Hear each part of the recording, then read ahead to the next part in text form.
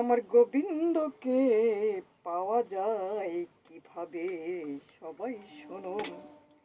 সর্বত্র সমবুদ্ধি সম্পূর্ণ, সর্বভূতে হিতে রত, সর্বত্রগামী অব্যক্ত কুটস্থ অচল অচিন্ত ধ্রুব অক্ষরকে যিনি উপাসনা করেন তিনি আমার গোবিন্দকে পাইয়া।